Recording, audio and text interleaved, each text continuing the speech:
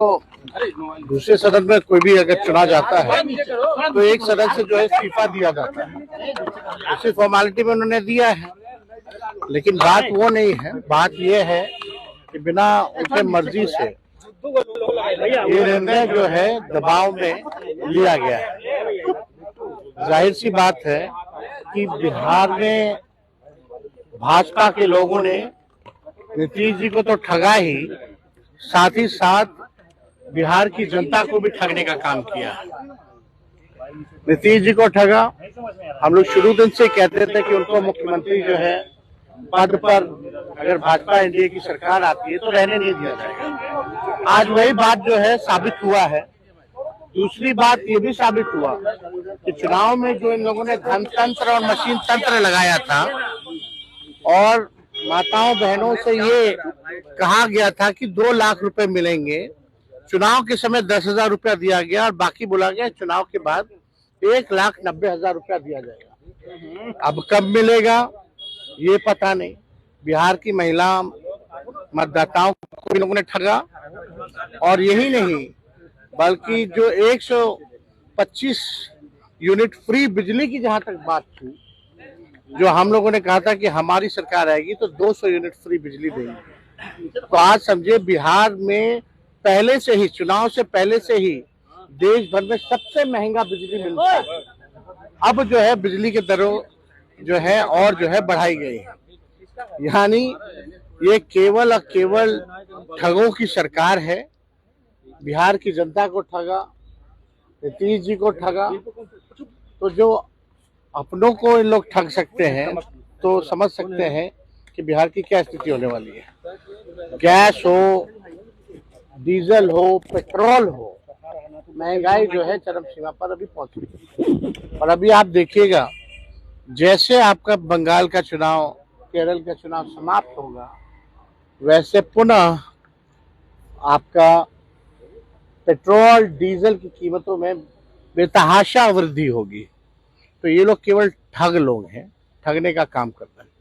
बिहार में law and order की स्थिति बनी हुई है, सब लोग देख रहे हैं। कोई ऐसा दिन नहीं जहां गोलियां ना चल रही हो, लोग मारे ना जा रहे हो, लोगों को कोई इंसाफ नहीं मिल रहा। लेकिन भाजपा केवल लगी है हर जगह जो है कब्जा करने के लिए सरकार बना।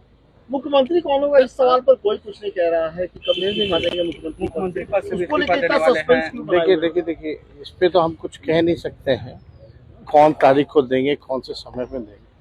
लेकिन एक बात तो तय हो गया कि नीतीश कुमार जी को बीजेपी ने है, और ये भी बात तय हो गया, स्पष्ट हो गया कि नीतीश कुमार जी अब बिहार के मुख्यमंत्री नहीं रहेंगे।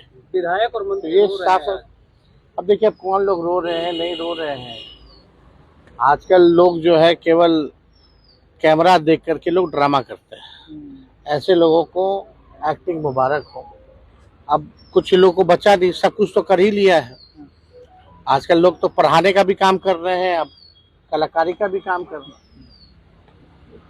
तो ऐसे लोगों पे हम क्या टिप्पा टिप्पणी करेंगे।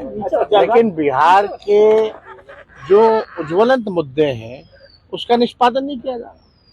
ओला वृद्धि, जो ओला जो गिरा था, जिससे किसान के खेत फसल को जो है नुकसान हुआ था, क्या हो रहा है उसको कोई फायदा दिया गया कि नहीं दिया गया। कोई किसान, मजदूर, गरीब, बेरोजगार, शिक्षा, चिकित्सा के बारे में, कोई पढ़ाई दवाई के बारे में बात ही नहीं करना। कौन आएगा, कौन जाएगा, कौन आएगा। 2012 के बाद से कोई स्टेबल गवर्नमेंट बिहार में नहीं है। जब तक स्टेबिलिटी नहीं रहेगी, स्थिरता नहीं रहेगी सरकारों में, तब तक कहाँ से काम हो पाएगा बिहार का, कहाँ से डेवलपमेंट और विकास हो पाएगा। तो ये सवाल खड़ा होता है। तेजस्वी जी दिल्ली जा रहे हैं, दिल्ली के बाद केरल जाएंगे, वहाँ अपनी पार्टी चुनाव लड़ रही है। हम लोगों का एलडीएफ से वहाँ अलायंस हुआ है, 3 सीटों पे हम लोग लड़ रहे हैं। इससे पूर्व में भी हमारे विधायक वहाँ हैं केरला लेजिस्लेटिव असेंबली में, और 3 दिन का हमारा प्रचार का कार्यक्रम है वहाँ। उसके बाद झारखंड में 5 तारीख को हमारा कार्यक्रम है। तो पार्टी के संगठन को और मजबूत करना, विस्तार करना। और हम लोग चाहेंगे कि भाई, क्योंकि केरला आप जान रहे हैं सबसे ज़्यादा लिटरेसी रेट है, सबसे ज़्यादा आपका जो है डेवलपमेंट जो है वही है।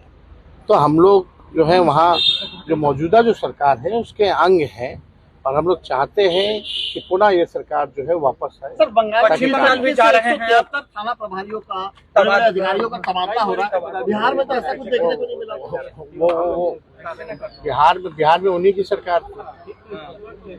वो तो आप बिहार में चुनाव से पहले ही कितने तरह से पोस्टिंग हो रखी है, कई बार हो रखी है, किसको नहीं पता है। बिहार में तो थाने प्रभारी से लेकर के सब लोगों का तो हुआ ही है चुनाव से पहले, और इलेक्शन कमीशन को तो वही करना है जो बीजेपी से जो लिस्ट आता है, कॉपी एंड पेस्ट करके ऑर्डर निकालना है। केवल ऑर्डर आता है कहीं और से और इलेक्शन कमीशन कॉपी और पेस्ट करता है, अपना निर्णय तो कोई लेता है नहीं। तो इस पे हम सब लोग जान रहे हैं कि जो राज्यों में जो चुनाव है, हम लोगों की पूरी शक्ति हम लोग लगाने का काम करेंगे ताकि वहाँ भाजपा जो है ना आए। ममता बनर्जी कह रही है कि पश्चिम बंगाल में उनका खतरा है, जान का खतरा है, बता रही है ममता बनर्जी। देखिए आप एक बात समझ जाइए कि बंगाल में भाजपा नहीं आने जा रही है, ना ही केरल में भाजपा आने जा रही है, और दोनों जगह जो है भाजपा की जो है करारी हार होने वाली। तो निशांत का कोई राजनीतिक भविष्य है क्या नीतीश जी के इस्तीफा में? कैसे देखते हैं? अब देखिए, अब हम इस पे कोई टिप्पा टिप्पणी तो करना नहीं चाहेंगे, लेकिन कोई भी अगर नौजवान राजनीति में आएगा तो हम उसका स्वागत ही करेंगे।